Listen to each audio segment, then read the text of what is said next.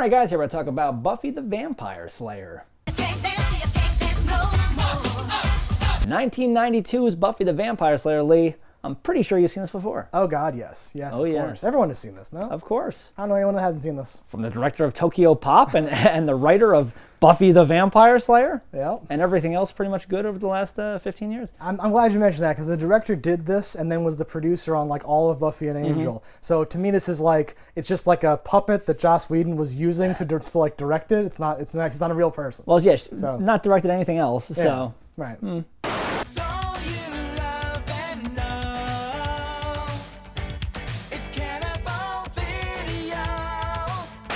But This is where it all began. this is where it began. Not necessarily the creative vision of the writer himself. I Yeah. believe he walked off this set to never return. But Oh, I didn't know that. That helps me, because I'm like, this is not quite the same as the show. This does some things. I loved this movie a lot. Revisiting it, I'm like, the parts I liked are there, and it's sort of lighter and less whatever than I remembered. Yes. And I think the decades of watching the show and like other derivatives of this, and just more like mature, more pure Whedon visioned properties have now left me like, it's fine. it's a bubblegum version of the show. It's like a band's first album when they have like a different singer or something. Different I'm like, style. Different, yeah. Like they're still finding their groove, and it's not quite there yet. It's a great nostalgia piece, Yes, though, for big that. time. If you would like to see this, the darker version of what it was supposed to be, there's a comic book called Buffy the Vampire Slayer: The Origin that was released. Yeah. I think it's 3 issues, and it is this but darker. Yeah, because the show is like, I just transferred, had some problems at your last, and then this Yeah. is supposed to be that. Which in this context now, I'm not like, really. what? I know, yeah. Aside from it's Emery and she did live there. This is a senior. She is not. There's not No, a lot. no, no. They had it is to- a loose whatever that got Yes, us there, yes, but it is yes. not a direct canonized They thing. had to do whatever to be Yes. like, yes. But no, it's enjoyable. It's fun. It sort of knocked it off the pedestal for me a little bit there. So I was like, oh, that's fine. But this was an amazing, like a flawless work of art. Now I'm like, it's pretty good. It's fun. It's nice. Yeah. You feel the same way, or it used to be you- on TV a lot, so Yeah. as a kid, I'd seen this a whole bunch, same. and then when the TV show was coming out, I'm like, oh my god, this is gonna be awesome. What is this? Yeah. And I was a big fan of the TV show, still am. But this has a special place in my heart. But yes, it is campy. It is very 90s. But Which is it's cool. It's fun. Yeah. There's an incredible amount of people in this where you're like, oh, look at these people in this. This is great. And we'll go over all that in the spoilers zone. So if you've seen this or don't care, false over to spoilers, and if not, pull out now. If you need a place to rent content, you better listen. We're Cannibal Video and we eat the competition. All right, guys, here we are for the spoilers of Buffy the Vampire Slayer. So, Lee, let me hear them spoiler-filled thoughts. That's right. We watched the whole series, and we're here to give you our thoughts. Now, there was a movie before the show. Not sure many was. people seem to know that, but yes. The movie definitely was a bigger part of my childhood because it existed for longer. So therefore, just math. Yes. But the show has so many more hours of content. Oh yeah, so it's I guess that phrasing is bad. gets destroyed. I've watched the whole show. Yeah. The movie though, it definitely has a special place in my heart. I remember when I bought the first season of the TV show, it came with it was like a combo? The movie. Yeah, it was like Best Oh. Buy combo special, and I was like, oh, cool. There is one thing. Because up to then I only had it on VHS, and I was like, DVD. You know the years better than me. Like, was it 3? How many years did this exist without the show existing? 3 to 5 or something? 99 is Buffy the Vampire Slayer, Oh, that's much right? longer And then. this Damn. is 1992. That's huge. Okay, I was thinking 5 max, but that's 7. That's a long time to Yeah. only have a movie to enjoy your vampire slaying with. Yeah, but so this hit bad. There's so many people in this movie, and even in these minor little nothing roles. I always laugh when you see Ben Affleck at the basketball game. What? He's one of the basketball players that goes, "Oh, take it" to the vampire. Oh my god! I thought that was just some prick who looked like Ben Affleck.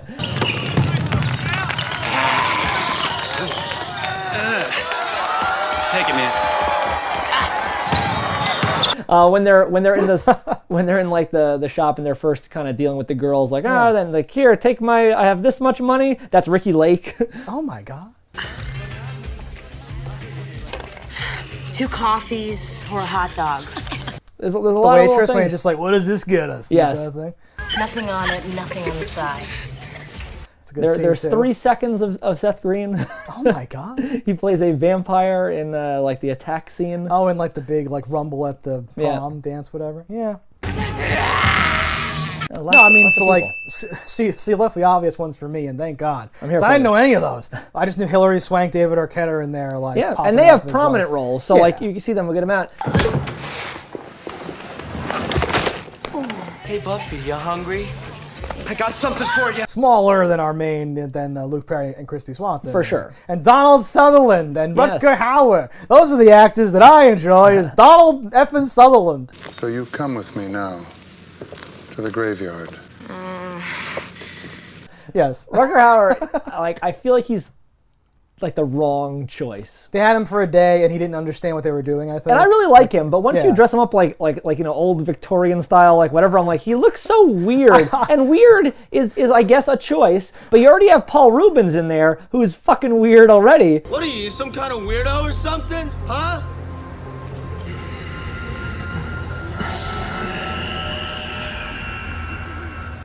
And he chews him out, like, stop not taking this seriously. Yeah. I wrote in my notes, like, Rutger Hauer is playing gay Dracula in this. Like, it makes no sense. Like, what's happening? 1,200 years old.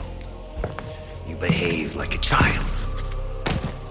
It's all weird. It doesn't Yeah. it doesn't fit with the tone, because the tone is like supposed to be. It's like Clueless, but instead of realizing that there's more to life than this, she realizes there's way more to life than like what you thought, right? And she's like the smart one of the cheerleaders and stuff. So all that sort of, I think I thought of this like a companion piece to Clueless, but That's not but wrong. but it's supposed That's a better comparison than honestly the actual television show. yeah, right. That's more of its thing.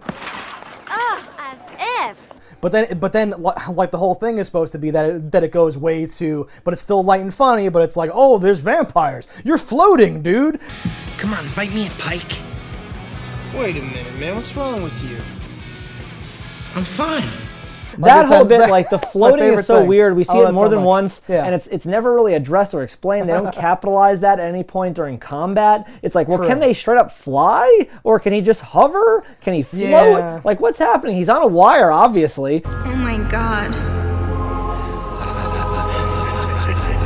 No, and it's very loose with like powers and how stuff works. Yeah. But I remember like watching this movie when like Luke Perry's like, dude, you're floating, I'm hungry. You're floating. Come on, man. Get away from here. and like my Yeah. dad laughed, and I was so young that I was like, it's funny. I like this. This is awesome. It's great Yeah. the order of operations, because it's like, are you on something? Yes. And like, it's like, does he mean drugs or he mean standing, you're standing on a something? beam? Yeah, and then no. he's like, dude, get out of here, man. You're floating.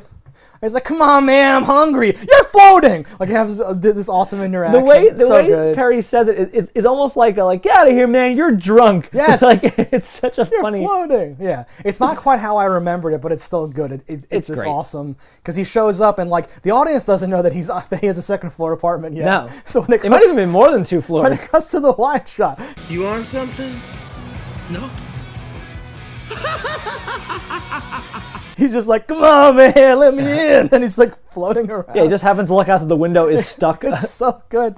Yes, it's amazing. That's But- one of the best lines in the movie, I want to say. and best like sequences because Luke Perry catches on. Luckily it's not whatever. Yeah. But he's like, "Come on, invite me in," and he's like, wait, what?" And then he's like, "I'm leaving town. This is horrible. I'm out." Yeah. It's great. My second favorite line is tied, where it's either when they first see Donald Sutherland through the elevator and they say, "What a homeless." Yeah, some homeless whatever. Excuse much, rude or anything? Nice ensemble. What a homeless. And that's just super funny to me. And the second best is just a cheerleading sequence with the whole how funky is your chicken, how loose is your goose. I've quoted that like a bazillion times, out of context. How funky is your chicken? How funky is your chicken? How loose is your goose? Our goose is totally loose. Of course. I forget the rest of them, but that was a good like nostalgia trip for me. That's where I compare it to Clueless, because in like Clueless you have the as if, and here Rutger Hauer's like, we'll make such a whatever couple, and she's like, a couple of what? Like just does these whole things. I'm like, oh, it's so good. You and I are one. One what? Cute couple? I don't think so. Her like, I think that she does a better job than Sarah Michelle Gellar, because the show's not really about that, of maintaining her like bimbo roots. Sure. Like, it seems like it seems like on the show they introduce that whenever they like remember to, and otherwise it's not there. Yeah. But here it's like baked into the character. Yeah, she's more. a Valley girl the whole through and through way. And she's like, that's ew, appreciated. And stuff. Yeah, but then goes like, all right, I have to do this. It's nice. It's a really nice journey. It's just much lighter. There's much less to it than yeah. There's no substance, no meat. Because at the end of the thing here, it's like well, yes, there are vampires clearly. Oh, the whole world knows. There's no discretion whatsoever. They openly attack. They were biting people. They had this look in their eyes, totally cold, animal. I think they were young Republicans. It was like a nightmare in there. And you wonder why they wouldn't do those things, assuming they think they're going to win and kill everyone anyway. Exactly. You don't have to be discreet. And also, especially nowadays, who's going to believe you? Yeah, exactly. But I love the like detention. Yes, to dead vampires. To like the staked people lying there. Detention! Detention! Detention! Detention! Detention! They don't turn into like fire and dust. They just stay corpses, which is interesting. Yeah, technology wasn't there yet for another we didn't have X amount of years. Exactly. But that guy's finally the principal. I forget his name too, but he's in everything. He's the dude. Stephen Root. Yeah, Stephen Root. First bell, people. Time marches on. What's your point? Button it, Kramer. Another one of the great cameos. A chameleonly character actor-y guy. Great in this. I will never forget too the scene where he's like he's not chewing out. He's like, listen, I'm hip. You can talk to me, whatever. Blah blah blah blah. I did drugs. I used to do drugs. I was at a concert once. It was like I could see the music. He goes into a whole thing. Yeah, I was at a Doobie Brothers concert, and I could see the music flowing in. It was flowing into me. It was bright red. And then she's distracted by a fly and takes a pushman and goes like, and like spits it and kills the fly. It's the strangest. It's so crazy. They do these very minor displays of power throughout the thing. But he's like, oh, you're on drugs, aren't you? Because she can like kill a fly with her thing. Are you on steroids? But she's just like trained. Yeah, she's like becoming the Slayer. Yeah, but her Slayer prowess is displayed through her ability to do like some interesting gymnastics at times.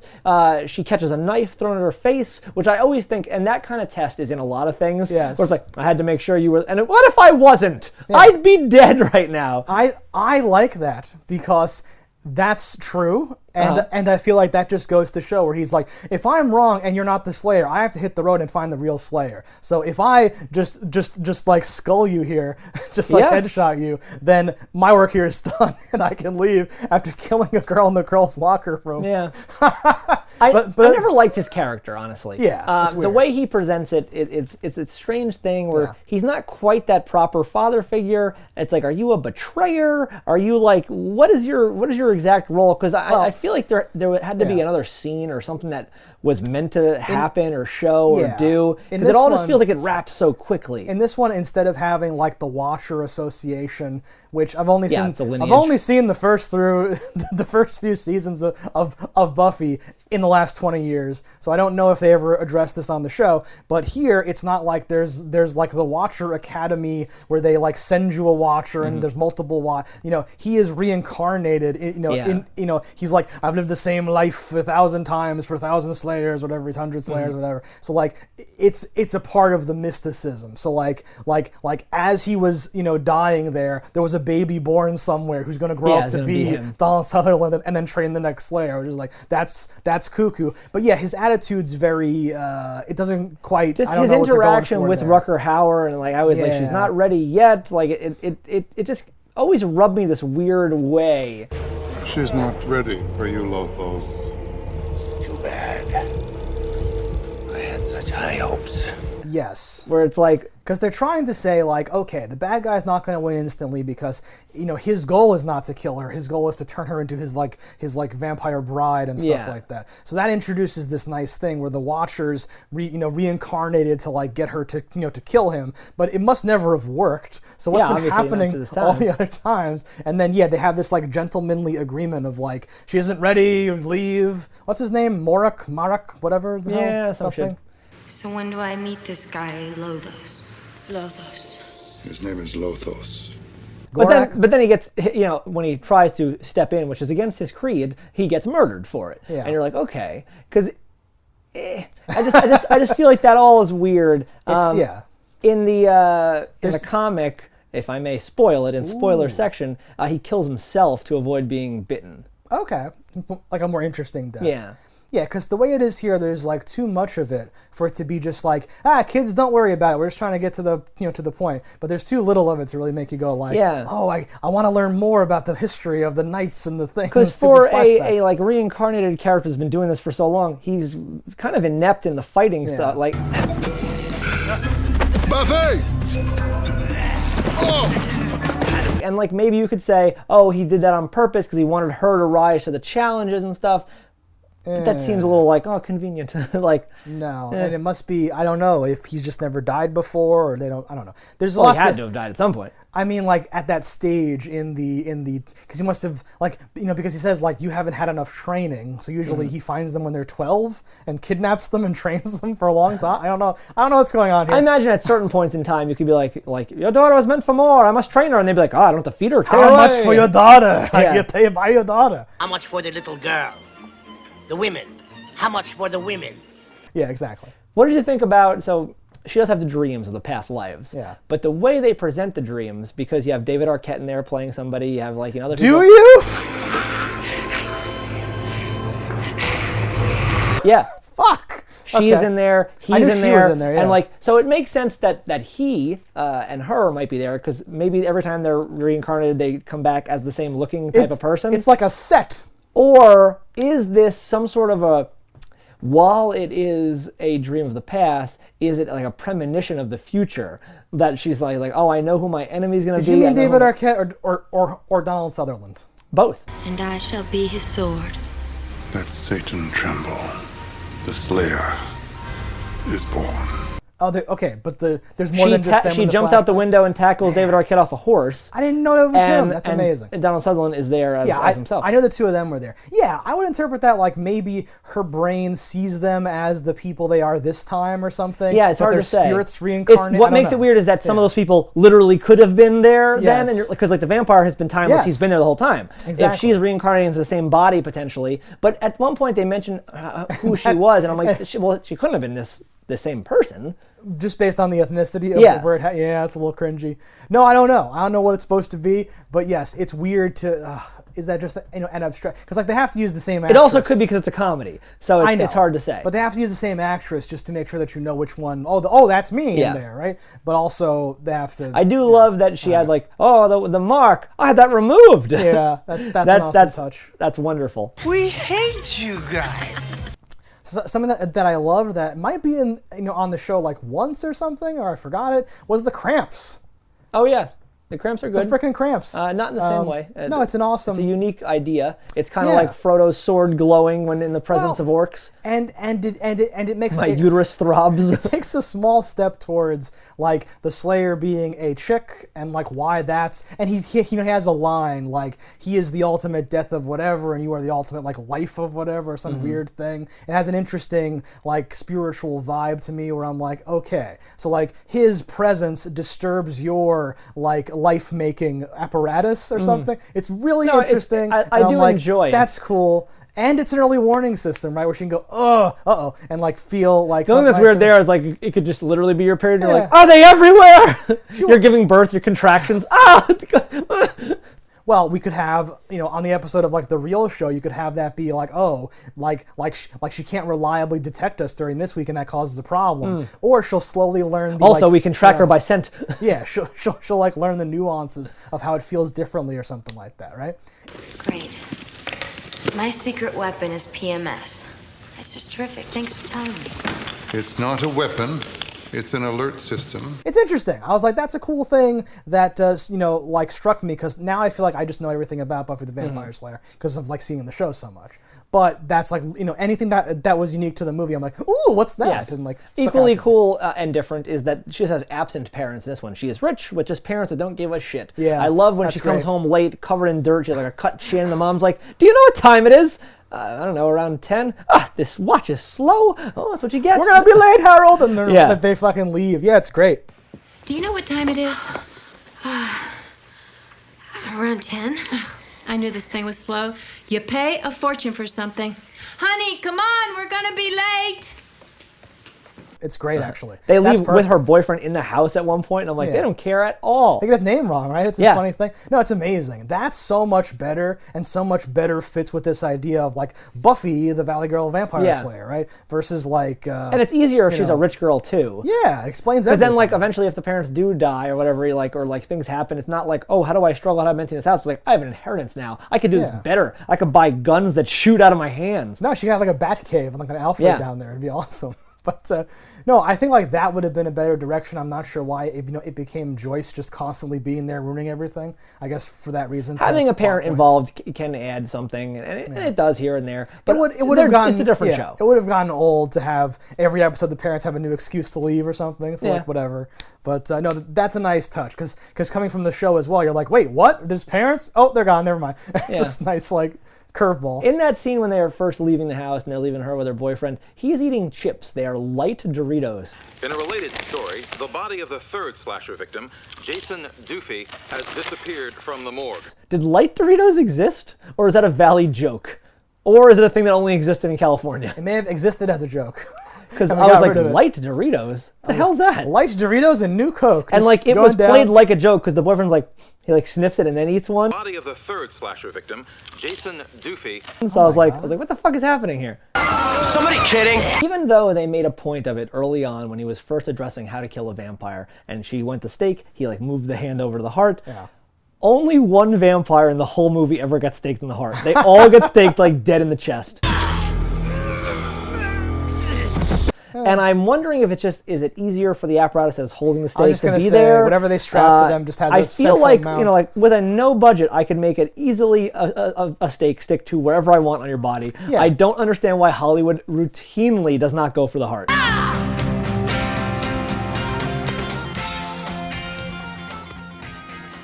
The heart. Remember?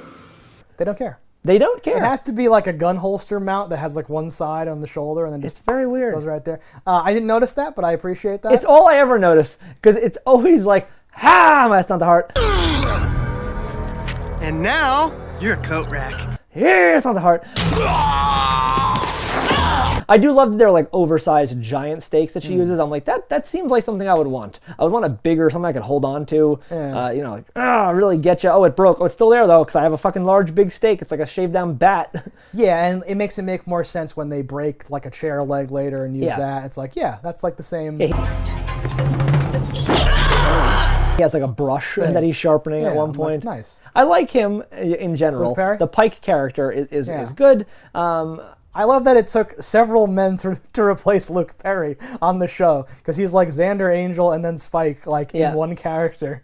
I'm kind of a bad guy, but I'm going to sensitively walk you through your problems, but I crack wise at inappropriate times. It's like he does everything else that she's not. He's doing a powerful actor. The entire Scoobies. Yes, it's great. I would have liked like more things like they could have made more in this series. Of this series, yeah. Yeah, like they had pretty popular characters. I don't know how well this movie actually did in box office when it originally came out. I think it's more of a culty thing than it was in popular real life stuff.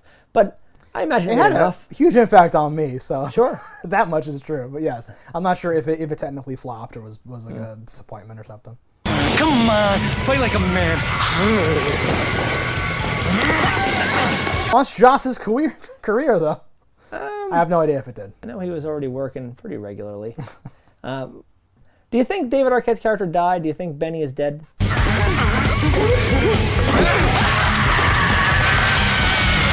He was electrocuted. He wasn't stabbed in the heart. Oh. I don't know. He could come back. He's like, what happened, man? Weird. Oh. Luke Perry won't come back. R.I.P. Is he dead? Oh, he died. When? A couple years ago. Oh, in real life? Yeah. Oh, God. I'm like, no, I watched this movie. He didn't die. Okay. Yeah. No, like, so it's a big love story. It's a little cringy that he has to be like, he has some heart-to-heart with her that I was alluding to, where he's like, maybe think about it like this, and she's like, you're right, or something. I'm like, Things are kind of confusing. I'll buy that. You know what it's like when everything is suddenly different? If you want, to stay, you can... I know what it's like.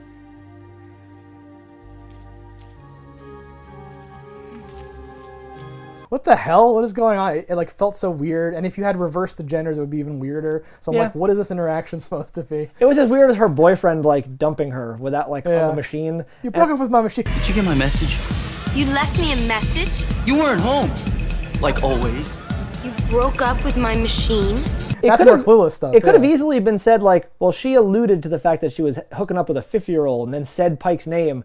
It could have been gossip that's like, well, I know you're hooking up with blah, blah, blah. And then she'd be like, but it's not like that. And then 10 minutes later, she would have seen him making out with that guy. And it would have been like, oh, okay, it is a thing. But instead we get him like raping that girl in the car. Wow, that was quick. And you're like, what the fuck is this? Until you busted out the R word, I was gonna say, well, this is meant to be a funny commentary on the time. Because she is like on an interview crying, saying, "I can't believe you did that to me." We were nearby when we heard. I can't believe I let you do that to me. Which I assume was just some weird sex thing and not rape. But however you interpret she was it, crying. I mean, that didn't seem consensual. If you do it a certain way. No, definitely like a consent issue, at some point. I was gonna say like breaking up with my machine is like a commentary on like, kids today, 90s kids, they never, face their conflict. They're always trying to sneak around and break up with the machine. It's like so dumb. You do what you gotta do. But the whole thing is really like a love story or whatever, right, between them. There's a whole thing. He's where she gets the iconic jacket from. Yes. And also tears off most of her dress. And that forms the entire look.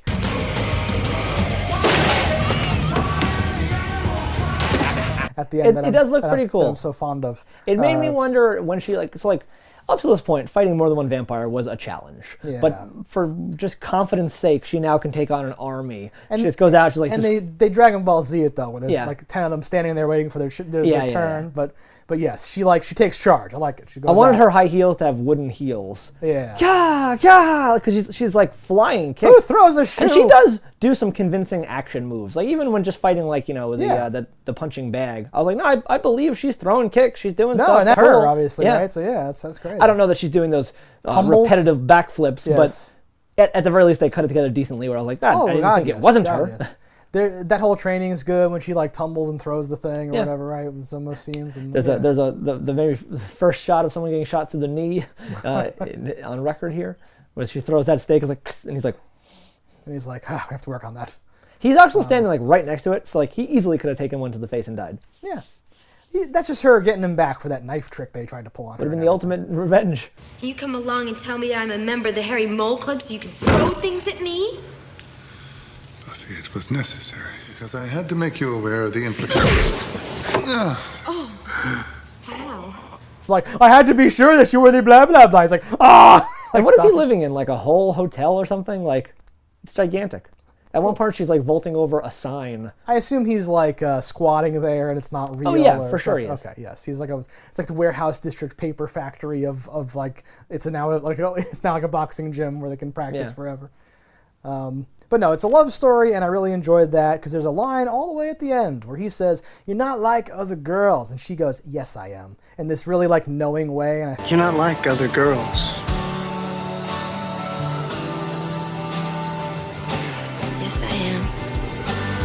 I feel like that's the closest to like a thesis that you get here, which is that even though her life is literally crazy, she's still like other girls in the ways that matter, which is like that she can appreciate what's happening right now during this slow dance. And I'm like, oh, that's so neat. That's so nice. And I feel like that's overall sort of Joss's thing is like everything is so serious, the stakes are so high, but we're gonna make jokes and hang out and we're friends and it's good and stuff. So yeah, there you go. This one was rewritten though so many times. I don't know if we can even attribute that part to Joss. Yeah, I won't say it's not him, but it's hard to say.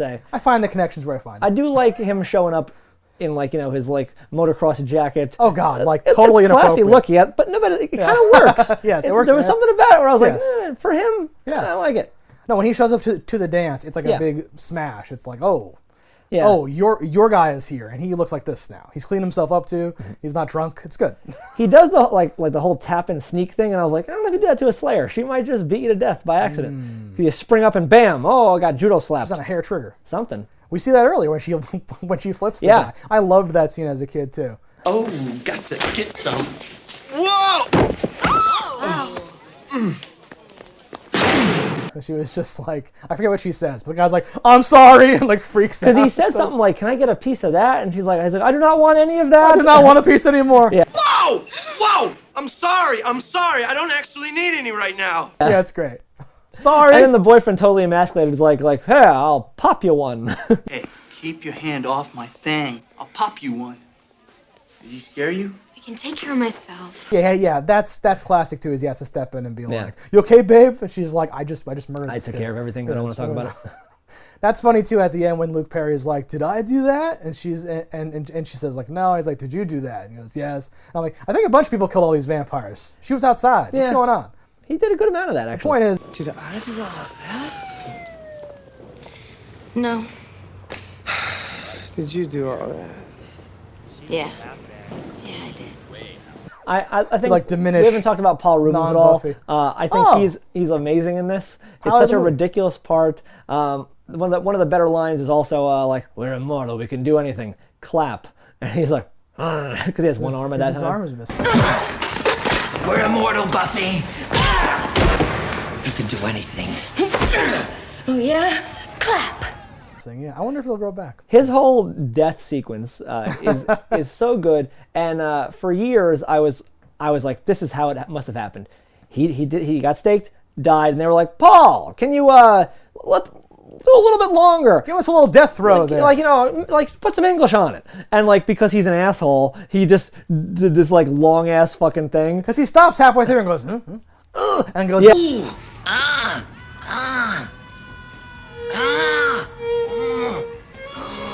it's one of the funniest parts of the movie. It's so good. And it is written that it's just it just says he improv the whole thing. It was all his idea. Okay. But I really want the story to be like, oh, he did it, and it was kind of realistic and quick. And then when they gave him points, he's like, you want it slower? All right, dick. Okay, I'll give you a little more. I'll give you a lot more. Yeah. I'm leaving. I'm having diarrhea today. Because that's the most pee-wee fucking thing. Oh god, it's amazing, and it fits him so well and everything.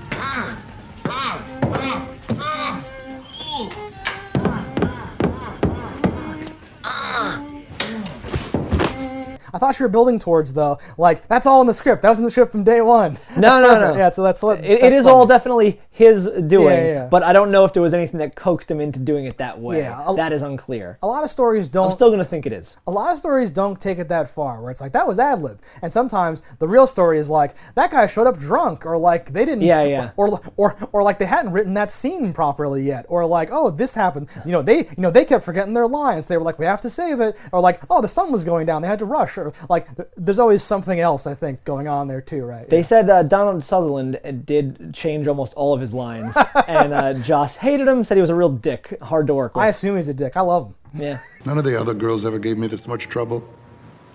And where are they now? Hello. Him being a dick, he's like Michael Douglas. That comes through no matter what character he's playing. Yeah, kind of. And I always like that in an actor. I'm like, yeah, he sucks. But then there's two kinds of you suck. Yeah. You don't want someone that's purposely difficult for no reason. And he said he changed the lines to make them make no sense at all. And I'm like, that didn't come across to me, but I don't know what they originally were. So maybe it was a lot deeper, and all the things that I asked about before, I would have liked these things to be explained. Would have been. Yeah, those dialogue scenes might have been cohesively explaining all these possible things. That's really funny, because usually the ad-lib story is like a hero's journey of oh, I'm not saying that it was bad to start with, but once Harrison Ford got a hold of it, he saved that character. And it's no, it's he keeps ruining it. Why does he keep ruining it? Yeah, it's great. It's not as important in a one-off movie, but when characters are like that for a TV show, it's you're saying things that now the writers have to remember to make this make sense for later. What are you doing? Yeah, I'm sure Marvel has the clause you have to at least do it our way once. Yeah, probably. We'll, fire you on the spot. Yeah, we have 30 movies planned from this. Come on. Yes, you have to mention the Quetzalcoatl Haderach or whatever fucking thing. That's not it. Shawarma. Why shawarma? Oh, deep. Yeah. Now we gotta go to... Oh, cover your face. It's Chris. What are you doing? Admit it, Buffy. Aren't there times when you just feel less than fresh? One more thing, the ending was a little anticlimactic with the death of our boy. I remembered him getting roasted and everything, but the actual death, and I feel like, maybe it's not Joss, maybe it's just everything, but I feel like there's this mentality sometimes of okay, we have to have the villain finally die and everything, and then they're just I don't care about that, whatever. It's well, what are we gonna do? Just have him fart and fall down. It's nothing. Yeah, he does just get kind of... There's no like because because she has the flagpole for a while, and you're like, oh, this is dope. We're like upping our game because he has a sword, and you're like, oh my god, he has a sword. And then like it doesn't even escalate more. It just he barely blind furies her with that sword. It's in there for almost nothing. Exactly. Yeah, it is very anticlimactic. You have a bit where Pike jumps on his back, and you're like, oh, okay, is he gonna do something? No, not really. Okay, this happened. Oh, he's dead. Oh, he's dead. Yeah.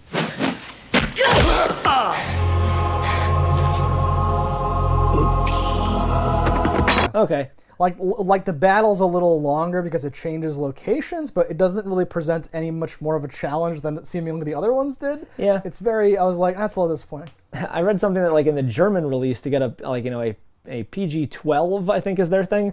They cut out the spraying fire in his face part, so it's just her looking at him going, ah, and then runs away. With his head on fire? Well, no fire. They cut the fire out completely. Okay, I was gonna say she can't spray the fire, or there's no fire. I think there's no fire at all. That's crazy. Yeah. Well, because that whole thing too is clumsy, where she's like, I've realized that you can't control me all of a sudden. Because I'm thinking about the silence and the bells. The power went off, and you're no longer playing an electric fiddle or whatever the fuck it is. Music stopped. Look at me. It's too late. Sort of a bummer of an ending there, but yeah. Yeah, no, it's definitely like, oh, it's over. A lot of like the TV show ends like that, but we always say like, oh, we got 2 minutes left, we got to wrap this up. So like this, I'm not sure what the inspiration from the original. I think it might be part of his thing, because if I think about other stuff, I'm like, yeah, he's kind of just like, we're done here, and it's like, we have to kill the villain. Do something, I'm leaving. And it's like, what?